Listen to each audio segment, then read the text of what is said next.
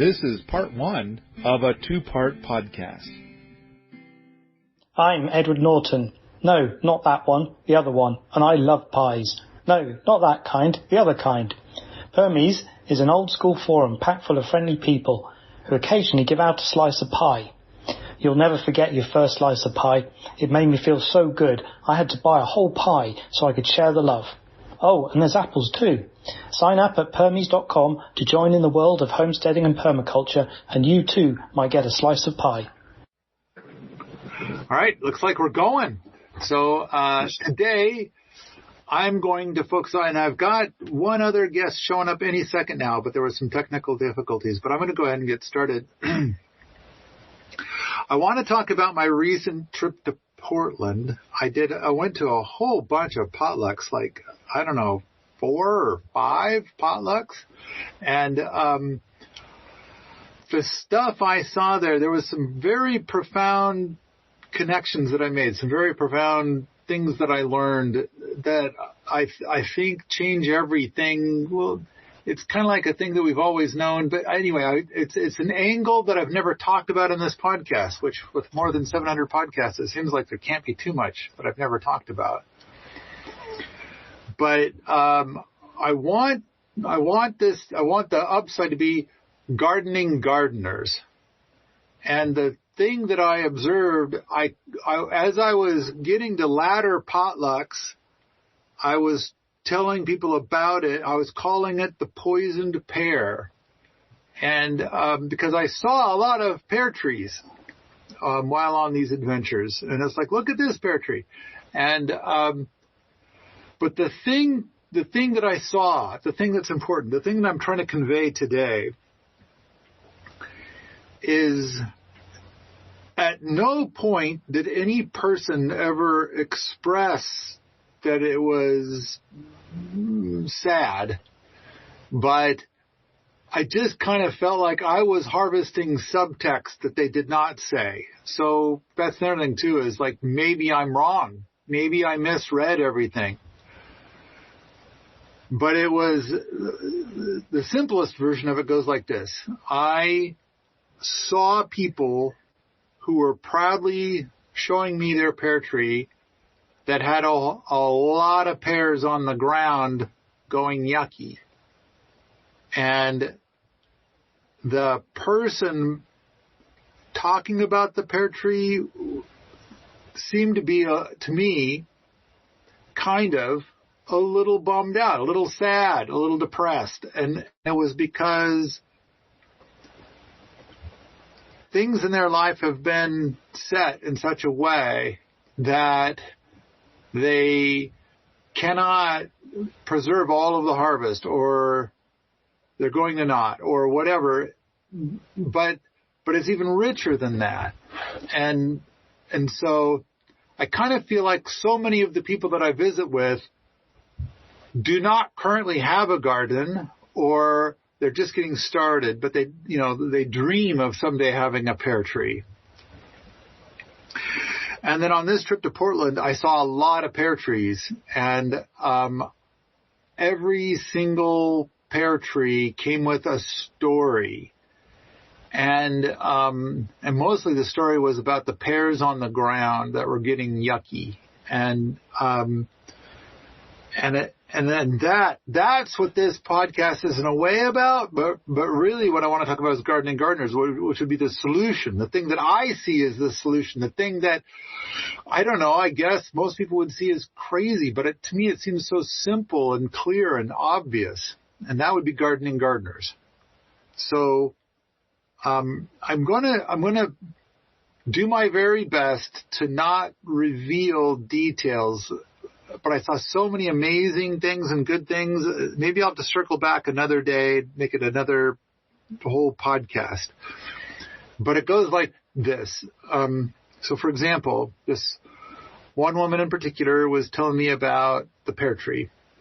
And there's a lot I don't know, so I'm going to make up some stuff to make the story work. I think that there are 3 houses there, all in a bunch, with a giant garden between the houses and kind of surrounding the houses. And I think that she's in charge of these 3 houses. I think she might even own all 3 houses. I'm not sure. But I get the impression that what she wanted was to have all of the occupants of these houses be gardeners. So I think she rented out the rooms. So there's a total of like maybe 8 people, and she's one of the 8 people. And she wanted to build this community of gardeners. So everybody that rented a space has professed to being a gardener. Like that's the only way they were allowed in, is to be a gardener. And then I kind of got the impression of, and you know, she told stories and she talked about stuff. And again, I think 90 to 95% of what I'm about to say is what I felt in the subtext. And so I kind of get the impression that, you know, she wanted it to be all gardeners, that they would all be out there gardening and they'd all be enjoying the harvest. But it's like this pear tree, for example, is just one example. As I was there at that moment, nobody besides her in the community is touching these pears. So she is consuming a lot of pears fresh, but she can only eat so much. And she mentioned to me that she would put them up, except that she still has pears left over from last year. Like, you know, canned pears from last year. And she's, you know, also got dried pears. She's got a ton of dried pears still that she hasn't eaten from last year. And so it's kind of like, it seems silly. At the same time, she's got a worky job she has to go do. None of the other people in her community seem to want the pears. Maybe a couple of them have grabbed 1 or 2 to eat fresh, you know, maybe. But there's there's even more stories. This story goes even deeper on the pear tree with just this one situation. And it is that she's reached out to more than 20 people, like in the neighborhood, to take pears, and none of them want them. Then she found out about an organization in Portland that's called it's called a gleaning organization or a gleaning group or, you know, Portland Gleaning. I don't know what it is, but the gleaning organization, the idea is that if you have a bunch of extra fruit or vegetables or a bunch of extra food on your plot, they will come and harvest all of it. And then the best stuff goes to the food bank, and the rest is divvied up with the volunteers that came out to harvest it all. And so she's like, perfect. Oh, I've got mountains of food. I got so much food that isn't being consumed. So come on down. And so she contacted them, and they said, we are so glad you contacted us. We will send a crew right over to get all that. We just first need you to give us $350. And she was like, why would I pay you? You guys get tons of grants and stuff. Why would I pay you to come get like $2,000 worth of food? And it's like, that's how it is. So she said, no, thank you. And I think she's going to just take all the pears that drop and put them into a compost pile and compost them. I don't want to talk about so many of the other garden stuff I saw there and everything, but I'm not even going to talk about any of the other things today. What I want to talk about today is the whole thing of like, I kind of want to insert myself into the lives of all the people living there. Not only this woman that is, I believe, possibly the owner, who tried to build a community of gardeners who would enjoy this bounty of pears so much that no pear would ever hit the ground. or that if a pear ever hit the ground, it would be scooped right up because it's precious. Instead of what I observed, which is like 90% of the pears for that year are going to go to waste. Like they're going to be composted in the end, I guess. Which I kind of think is a bit of a sad story. And that's kind of a big part of today's podcast is this sadness that I saw around so many different pear trees, not just that one, but like a lot of pear trees. And all these different people have a different story. And I think that the real answer is gardening gardeners. And so I kind of feel like, okay, so I shared with you the sadness that comes from these pears, which are like the ultimate goal of gardeners and the ultimate goal of permies. It's like beautiful, delicious, dreamy pears are going to waste. And I just kind of feel like that's sad, and maybe I'm projecting when I observe these people, but I felt like all of these people with the pear trees, I feel like all of them were packing a dose of sad because the pears were just falling on the ground, and then the stuff that hadn't fallen on the ground yet, they stood right there knowing that almost all of it's going to be wasted. Yeah. So gardening gardeners, the permaculture bootcamp is one example of what I call gardening gardeners. So, in the permaculture bootcamp or in any gardening gardeners program, the idea is that a bunch of people will come together, and for 40 hours a week, they will work on gardening, natural building, permaculture stuff, homesteading stuff like that, but they're going to do it all together, or they'll do it all together, basically. So when you go out and you nurture the garden, you're doing it with a bunch of other people. Yeah. Not only that, but when the harvest comes on, the whole group goes out there and gets it. And then the whole group transforms that into meals or something. I mean, sure, a lot of it can be eaten raw right out there in the field, and that's wonderful. But at the same time, it's like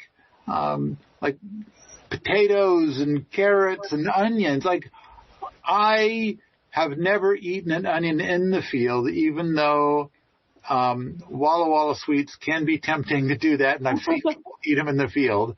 Uh-huh. And it's like, all right, you can eat a Walla Walla sweet onion like an apple. I choose not to, but people do it. All right. But the thing is that, you're going to make a soup, or you're going to bake it, or you're going to make French fries, or, do some deep fat frying or whatever, a meal. You're going to transform what comes from the garden into a meal, and then you're going to put some of it up. And I kind of feel like in a gardening gardeners program, like the Permaculture Bootcamp, then it happens. It's done, and you're out there doing it with a whole bunch of other people that are just as keen on this stuff as you are. And so now you're doing it. Now you're living this life that you signed up for. All right. Going back to the story of this woman and the 7 other people in this gardening community, I'm going to pretend that she is sad. Maybe, I'm sure that if she was in on this call right now, she'd wag her finger at me and tell me how wrong and dumb I am. And then it's like, even though I might be absolutely right, that same person would probably still tell me I'm wrong. But let's just explore what I observed. And I think that she's bummed out because she made this community of gardeners with the idea that she'd be out there gardening with these wonderful people, during the gardening season. And then when the pears are on, they would all go out there and get pears and do stuff with the pears. Yeah. instead, I kind of, the message that I heard is that when she's out there gardening, she's pretty much always doing it all by herself, which sounded sad. And on top of that, these people that were all living there that were gardeners it sounded like for the most part, for a few of them, it might be 100, like there's 0% gardening happening. For some of them, there is some gardening that's happening, but it's not as much as you would think.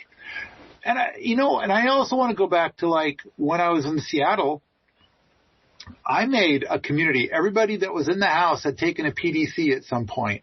And we had garden space, and they were all glad to tell me what to do in the gardens. But only one of them ever came out and helped me in the gardens. And I think we had like 11 people in the house. And so just me and one other person, and I probably did 10 times more than that one other person. And so it's like such a weird thing to have. And when they all came in, they were all like, I'm all about gardening and permaculture. Yeah. And I think it's true. I think that they are. And that's part of what I want to talk about today. But so I want to say, if the people in that house that I founded that community, and the people that were in this other house that I'm talking about that I visited in Portland, if all of these people were in a gardeners program, like the permaculture bootcamp, then I think that they would actually go out and garden. And I think that they want to. And then the people that are gardening would feel a lot less lonely. But what I think is happening is like, if I'm going to just make up a fictitious gardener. I'm going to name my fictitious gardener Bob with one O. And then Bob is going to have a worky job. And Bob is all about gardening. Bob is a gardener. And Bob has grown some gardens in his day. And so now Bob has a worky job, and then, of course, once in a while, he has to put a little bit more time in the worky job, but also there's the commute. Bob has to drive to work and back, and so just with work-related things, let's say he got 40 hours of work, plus maybe a few more hours of, like, helping out at work, plus the average commute is 30, I believe it's 30 minutes each way. That's the average American commute. And so maybe Bob's got 5 hours a week in to commute. And then what Bob does is, like, he lives in the city of Portland, and he's got to take a bunch of that money to pay his rent. And he's got to try to save some up, because if he loses his job, he could be in a pickle that costs. So he's like, he needs that job. He needs that money. He needs to get out of debt. He needs to pay his rent. He needs to make his car payment. He needs to pay for his insurance, which is high because he lives in the city. And by the way, driving in Portland sucks, man. I don't know if every city is like this, or maybe I've just gotten soft being out in Montana so long. But it's like everybody drives so fast, and it's like, I don't know, the streets are so narrow, the parking spots are super narrow, and everybody is zipping by, and it's like you avoid collisions constantly. And once I was driving the speed limit on a street in Portland, and somebody passed me. I mean, like, I'm in a neighborhood street, and it's narrow, and there's no room, and they raced past me. Like, maybe they must be going to the hospital or something. I don't know. But they passed. They and it's like, you don't pass people on a neighborhood street. And it's not like I was putt-putting. Right. I'm getting older. Look at all this gray hair, So I'm some old grandpa guy, I guess. And like, I'm going 4 miles an hour. It's like, around me. No, I was going the speed limit. So it was scary. The driving there is spooky. But all right, so we've got this guy. He's got his worky job. He's got a commute. And it does seem like, boy, Portland gets traffic. Yuck. I don't know how many times all of the traffic just stopped and we're like waiting until something changed so we can move again. But okay, 40 hours plus a few plus 5. And then this person is probably going to eat at restaurants a lot. And that whenever not eating at a restaurant, Bob is going to go and get groceries at the grocery store, which I think I went to the world's tiniest Whole Foods while I was there. It was kind of a weird experience. But it was very, very busy, and tiny. But all right. So I'm going to pretend Bob shops at that Whole Foods. All right. So Bob is a gardener. He loves, when he identifies himself as a gardener, but at the same time, it's like, in order to be able to pay his bills, he needs a job. Yeah. And so he works at his job 40 hours a week, plus all that other time. And it's like, once he's done doing his grocery shopping and eating at restaurants and, whatever errands he's got to run by driving around and things like that, there's not a lot of time left to be a gardener. And then on top of that, I'm going to pretend that Bob's job is like both good and shitty at the same time. Like there's things about it that are good and there's things about it that are like really piss him off. So Bob's looking to decompress. And I like to think that when you are in a gardeners program like the Permaculture Bootcamp, yes, I'm going to say, so Samantha, you've been here a fair amount. You come here once every couple of months, yes, and you jump in with the boots and hang out and do stuff. I would have to say that there's probably no decompression. I mean, if I do know that there have been some people that were not a fit, but they didn't stick around very long. But I also know that there have been people that have been here for years. And so, and I kind of feel like, it is generally a soul building thing every day.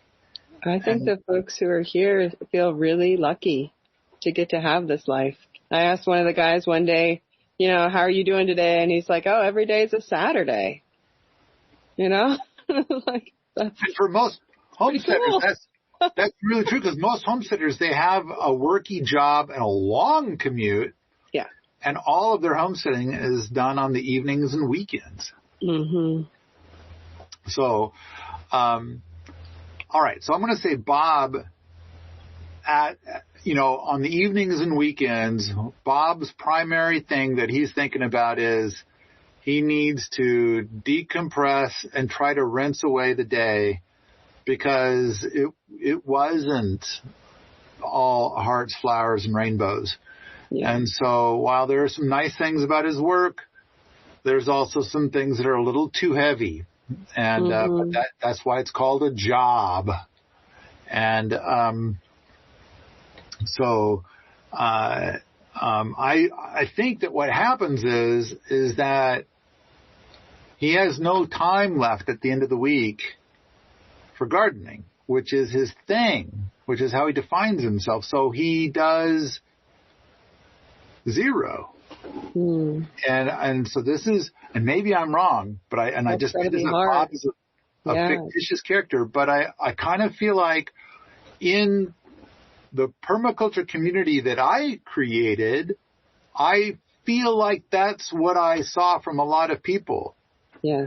Because in that permaculture community, I rented out the room, so people had to come up with the money every month to pay rent. Yeah.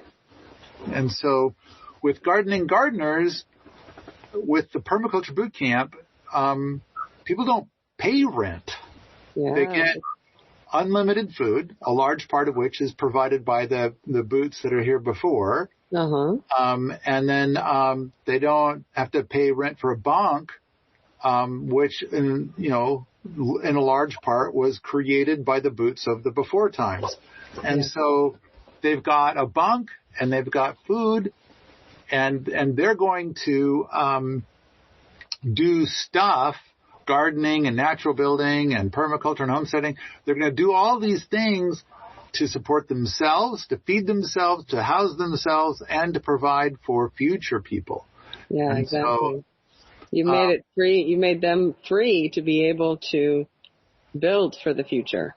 There's so many of us are stuck in a place where we have to make enough money to just get by. You've allowed folks to come into your world and be free of that money burden so that they can just build the future. I think it's a really special thing that you've created. Well, and I do think that I am psychotically generous in this space, but I'm not, and as much as I'm doing it I'm trying to build a community out of people that have at least some small degree of industrious to them. Yes.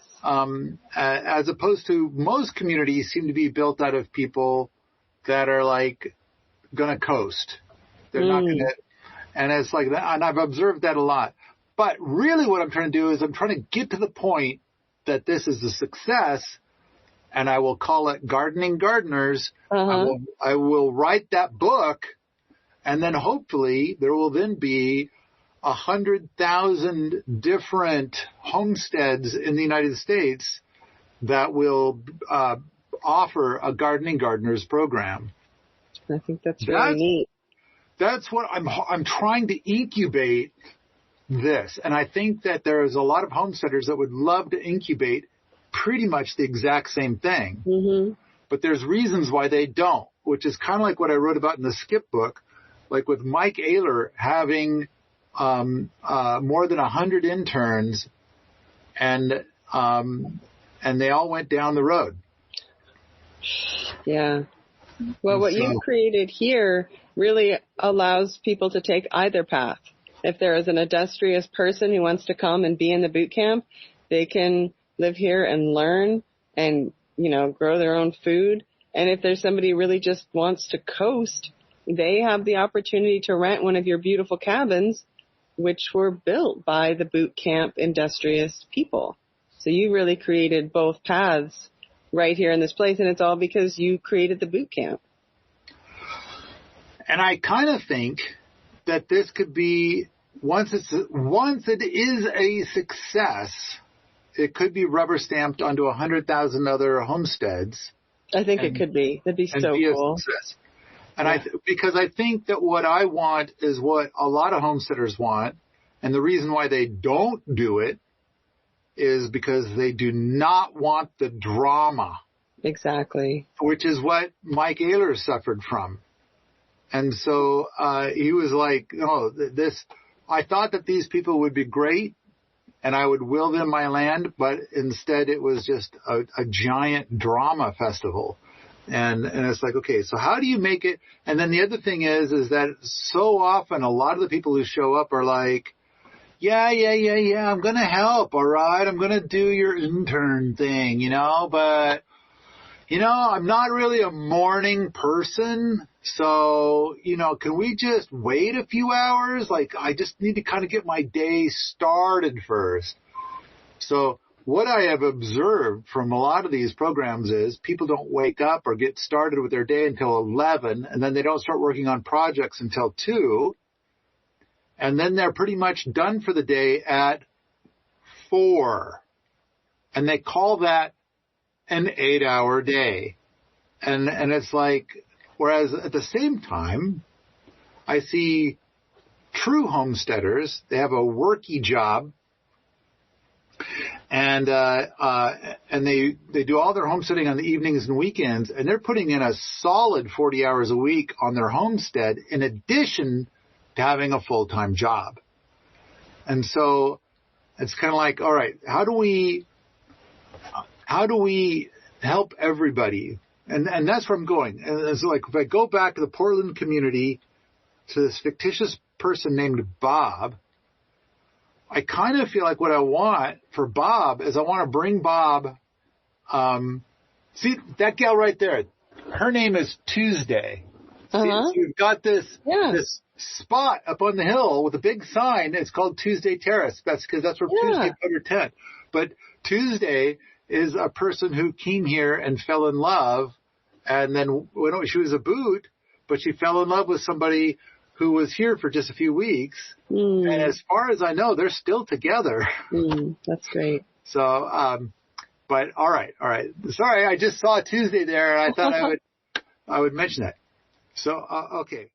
Have you ever wondered whether a particular book was really good or just so-so, and if you could trust the reviews online? When it comes to books related to permaculture, Permies has a large list of reviews for over 100 books. Perhaps you're considering a book for yourself or a friend, or you're just curious about what's out there. Stop by permies.com/book and take a look at the book review grid and read some honest reviews, and hopefully you'll find the next book to add to your collection. I hereby project, I hereby proclaim, Bob's a fictitious person. I can say Bob, I'm going to say that if Bob were to be part of a gardeners program, that Bob would be 100 times happier than Bob is right now in Portland, Oregon. Because Bob would have either no bills or hardly any bills. I would say half of the boots that are here have 0 bills. That's really neat. That's amazing. And some of them come with a car, so they still have to pay insurance. But because you're living out in the sticks of Montana, your car insurance now becomes like 85% cheaper. Oh wow! Yeah. Well, you live in a teeny tiny town. I do. I don't have to pay much for car insurance. Yeah. But I didn't know it was more in a city. I guess it would be a lot more in a city.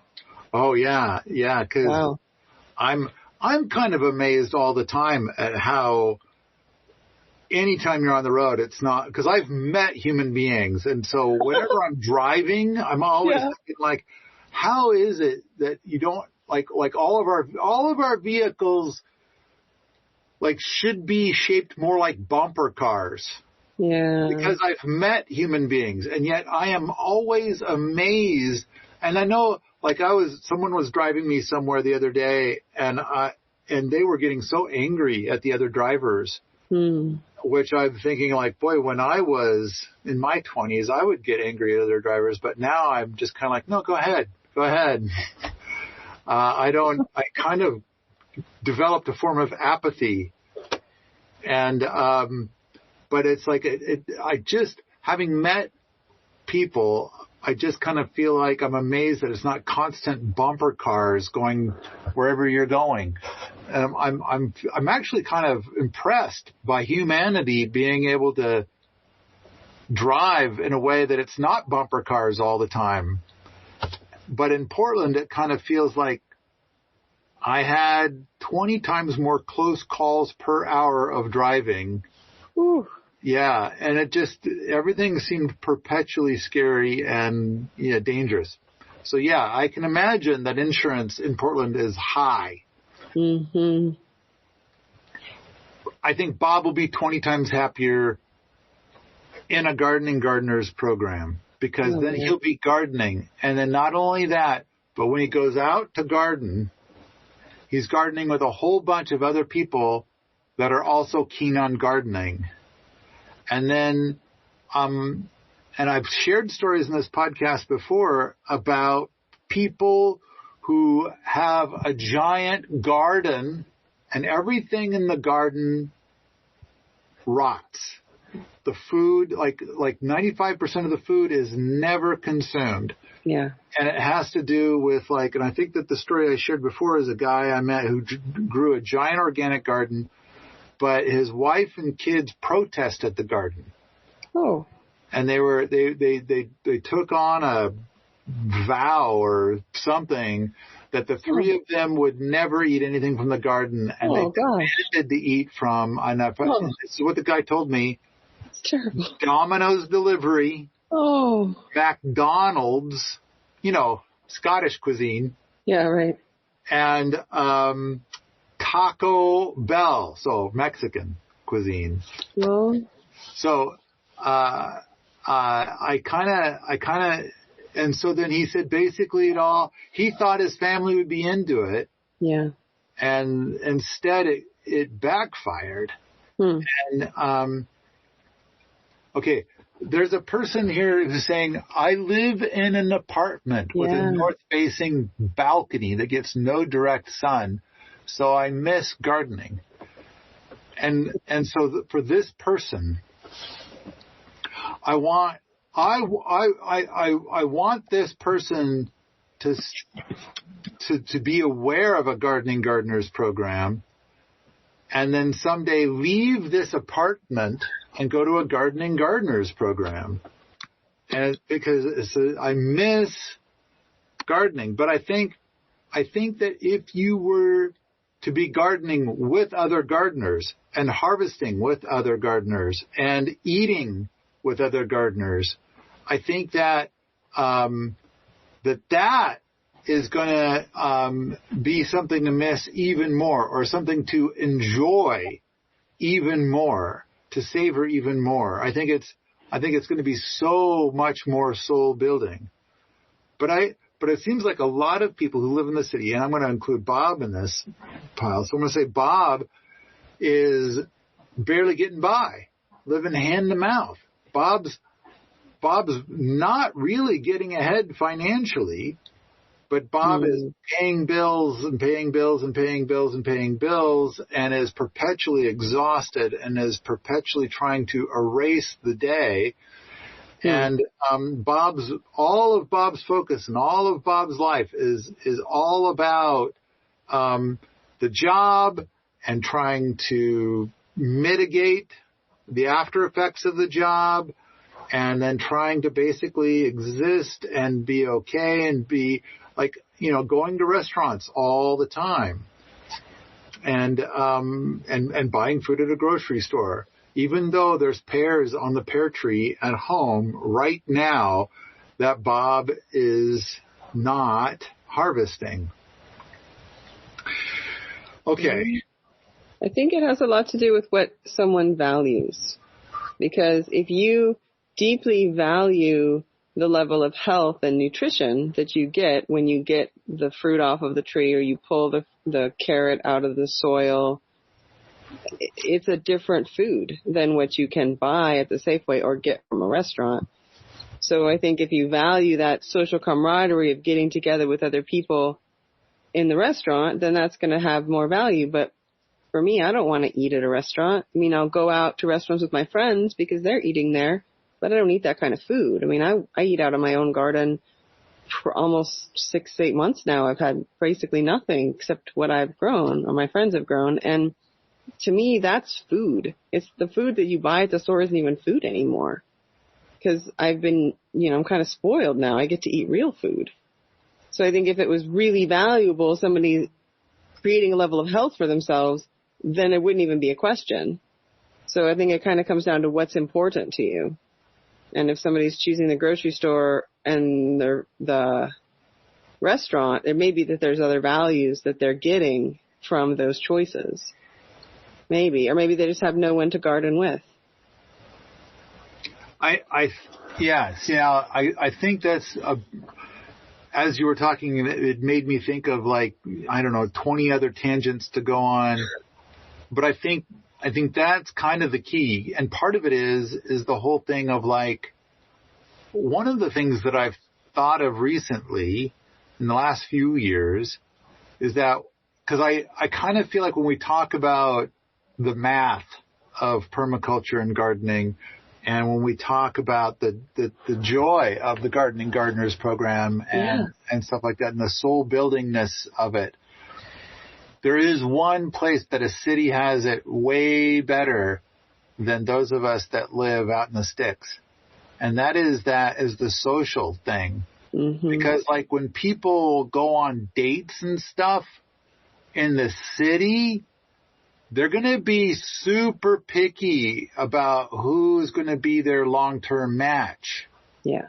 And like, I can do better than that. I can do 4% better than this. I can, where, I know you're here. Where are you? I see you've got, is that Felix the Whiner cat?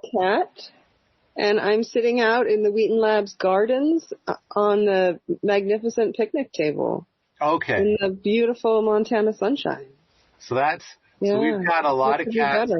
And he just came over, so I'm holding him. Yeah, that's Felix the Whiner cat. And Felix wants to be constantly held and pet. And then eventually Felix will enjoy being pet so much that he starts getting a little bitey. So. Oh, gosh. Well, he'll be put down. Yeah. Well, I mean, like, you'll set him down. Yes, I don't do biting. Well, no, you said, and he'll be put down. Not a thing to say to a cat type person, I'm going to put you down. I want to put you down. It's like, no, phrasing. It's not that bad to be a biter. I'm just not going to hold it. Yeah, I discourage the biting. And so, but Felix desperately needs to be held and pet all the time. And so I'm not surprised. So I was just kind of thinking like, wait, you're holding a cat. Okay. All right. So Felix the Whiner cat. Oh, damn it. Now I forgot what I was talking about. I saw you holding a cat. And I'm sorry. I'll put the kitty away. No kitty. Okay.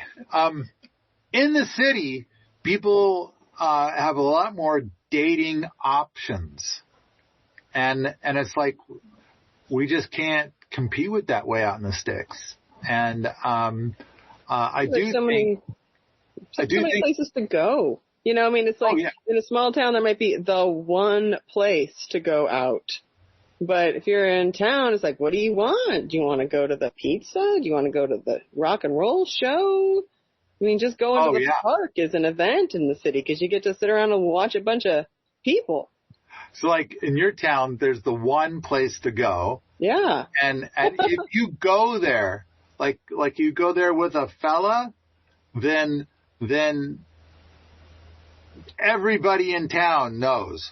And they'll talk to you about that every time they see you. Like, you can't just go out on a date and find out whether you like this person. Instead, it's going to be more like, if I go out on a date, now I have to justify that choice with 100 other people later. And if that, probably not even 100, and they all know the guy too. Yeah. and they know all his dark stories, which you're going to hear about in the next 24 hours over and over and over again. And so, whereas in Portland, you're far more anonymous. But on top of that, I think what's going to happen is that, you're dating up. So I guess another way of looking at this is that if you're in a permanent relationship, you can find out just how permanent it is by going out to the sticks. Because, if or maybe it's going to help it to be permanent because you got a good relationship with somebody and they're not going to be seeing other people that they're going to want to go hang out with. It's like you're the best person for 100 miles. Makes your relationship better, right? Yeah, that's a great idea. Okay, but I do think, though, that there's a lot of people, like we have a podcast that's called The Click.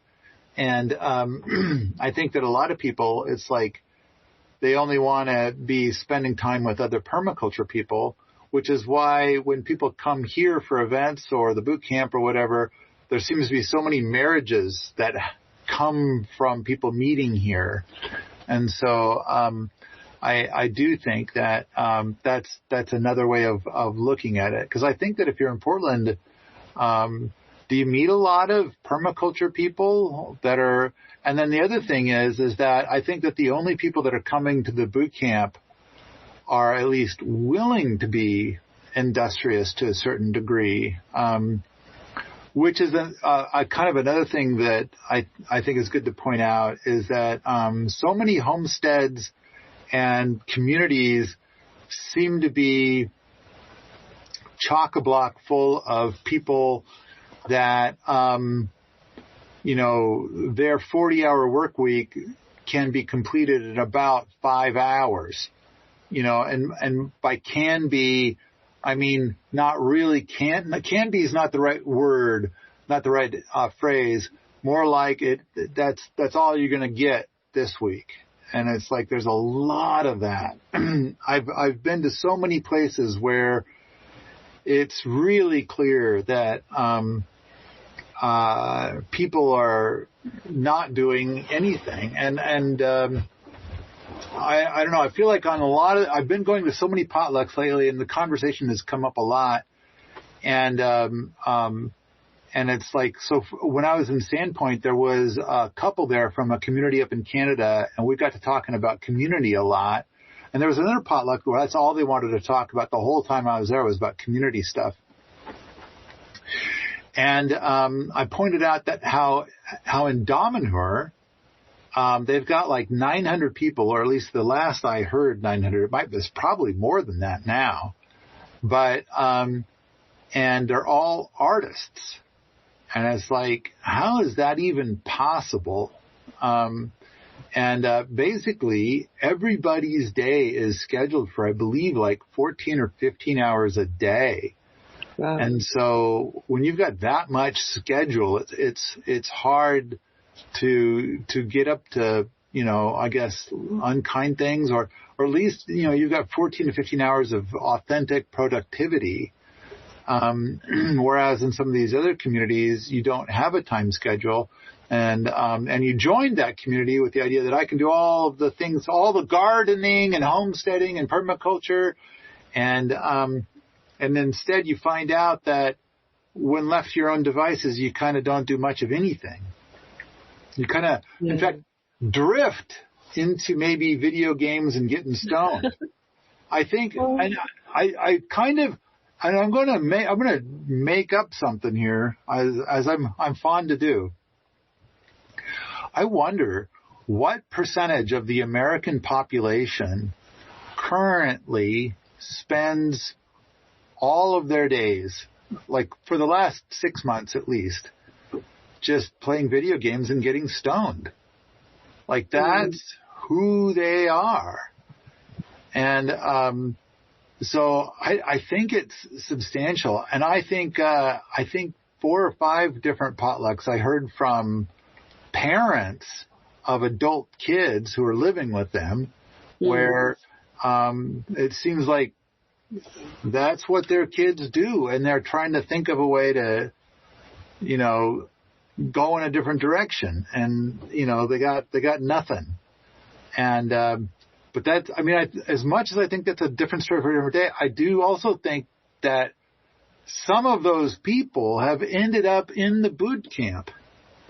And while I don't think any of them have ever lasted more than 4 months, I think that half of them went home or left here and actually had a life of substance. Like they dropped the video games and getting stoned permanently. Half of them just went back to video games and getting stoned. But I think, and I know of one story where the mom wrote to me and said, "I sent you a boy and you sent me back a man." I love that. That's sweet. That. And he was here for, I think, only I want to say 5 or 6 weeks. He wasn't even here very long, but he lives very far away, so he had this round trip plane ticket. But and basically, she has contacted me a few more times to say he got a job. He's helping out around the house. He repaired this and repaired that. He's helping me to fix this, and now he does things. Like he needs to be doing things all day, every day. And I don't know. I do think that that's a rewarding life. That's wonderful. And then this kind of reminds me of the permaculture superhero Elzéar Bouvier, and the story that you're here to share with us is a story very similar to Elzéar Bouvier, but I want to hold off on that just a moment. Still, I want to wrap up Bob and the woman who kind of has this gardeners community, and I want to say I kind of feel like each of the gardeners in her community would be great to come into the permaculture bootcamp. I think that. Or any gardeners program. And I think that their lives would feel 20 times better than how their life feels right now. And it would be easier and more delightful. It would have all the benefits and perks. It would be a giant goodness for them, but I think it would, because then they would be gardening, whereas right now they just identify as a gardener, but they don't. And there she is. He works 12-hour days renovating old off-grid houses now. Nice. I was trying to leave your name out of it. I was trying to be discreet. There she is. That's really great. And I love it when you send me the emails about the before and afters. I feel it's like such a perfect example of, I don't know, the power of the boot camp and the power of gardening gardeners. Thank you for posting that. Thank you for being in the chat. Thank you for paying attention to our little thingamabob today. Okay. I think that these gardeners are on a path that feels shallow and empty, and there's no gardening in it. And I think that I'm going to pretend, because I've met some of these people, I'm going to pretend that they feel sad, depressed, because they're living a gray life, at a gray job, eating gray food, doing gray things, and existing. And I just feel like it's a bummer. And they identify as gardeners, and I think that they are gardeners, but that the non-gardening world has convinced them you have to do all these things. You have to. This is what you have to do. You have to have a place to live. You have to go buy your food. You have to have a worky job to pay for all this shit. And so basically you have to shape your life to being a drone that is part of the machine. And it's like, I want so much more for them. I want something that's going to be fulfilling and soul building. And I feel like when I've visited with these people, I feel like the subtext is that they are bummed and depressed and they feel shitty. Yeah. So I think it's a hard life. Some folks think that that's all that's available and that it just has to be that way. But I think it is a difficult path to, it'd be hard for me to live in the city. I've done it, kind of, not really, but I've visited.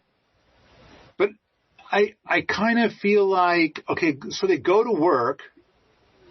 I'm going to guess that while they are at work, they are probably working elbow to elbow with other people. Uh-huh. And granted, they get along with some of those other people better than others. And it's like, which is part of the reasons why they got to kind of rinse away the day at the end of the day. But I kind of feel like with a Gardening Gardeners program, and the reason why 100,000 homesteaders would offer this is because 100,000 homesteaders are out there right now, and they're doing all this all by themselves. Yeah, and that's hard too. Because because of the way that they have set things up, whether they have animals or gardens or whatever it is that they're doing, whatever their homesteading is, they can never travel. And that's another podcast that I know that you and I and Bo have talked about. Like, we've got to get that recorded, and we still haven't done it. Yeah. But in a way, they can never travel. And if they do, they generally hire somebody to kill all their stuff while they're away.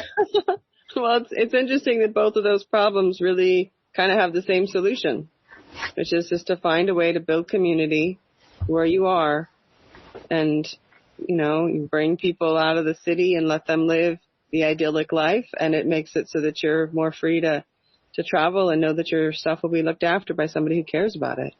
But even more than that, I mean, I kind of get the sensation too that in a more traditional community, you would be leaving behind your stuff to be killed by somebody while you're away. Again, only it would be somebody in your community that you now kind of live with.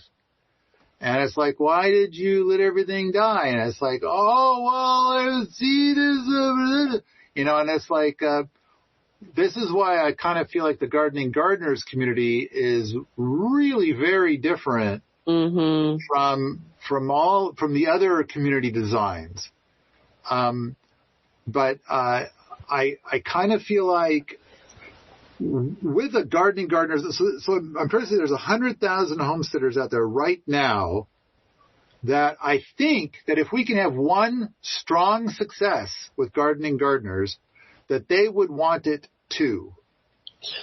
And so, I keep meeting all kinds of homesteaders that are doing it all alone, and sometimes all alone, and they have a family. Yeah. And still all alone. Still alone.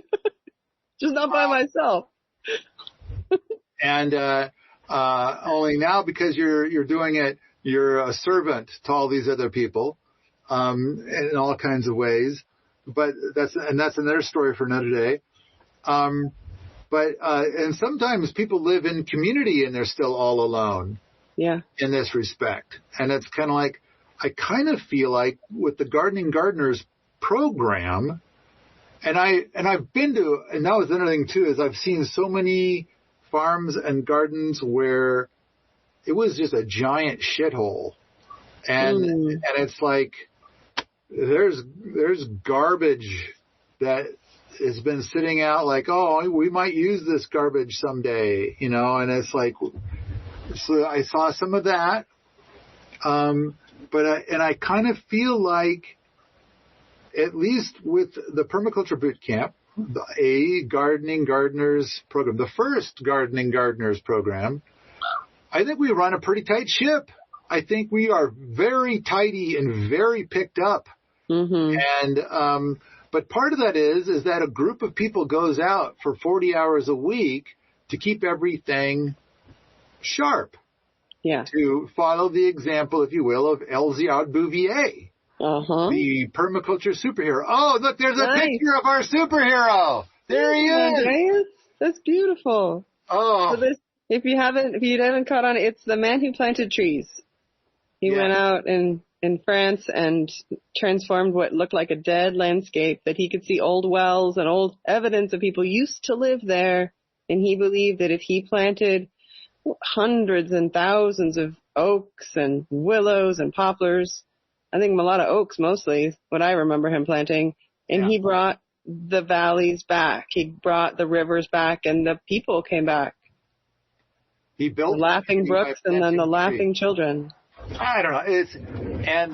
I understand that it's a story based on a true story, which is even better. But even if it isn't, it's like, I think, the best permaculture superhero story ever. And well, I read that story when I was a kid, and that was my dream. And I bought a beautiful place that I could see. It used to have a creek on it, and I restored my creek. Doesn't run all year round, but it runs a lot longer. And I did his techniques. You know, a thing I've heard 10 times this year, including in the last few weeks, is saying, I think that person read My Side of the Mountain and then went out and tried to do that. Totally. And, yeah. It's a way different story, though. My Side of the Mountain. Oh, it is. It is a way different story, but it's still a kind of permaculture story, maybe a little. Oh, sure. It's just, I don't think he restored it as much as lived in it. Yeah, that's true. But amazing story. I read that when I was a kid, too. Yeah. So, but all that stuff is inspiring. Basically made community for thousands of people by planting trees. But all right. This podcast is continued in part 2. Put Paul's brain on your plot. Do you have a hunk of land but don't know where to start? Do you have a world-changing permaculture idea and you need some feedback?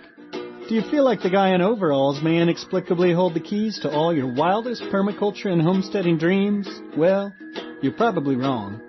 But if you want to give it a go anyway, you can hire Paul for a consultation. He will be all yours for a whole entire hour. Schedule your Paulversation today at permies.com/consult. permies.com/consult.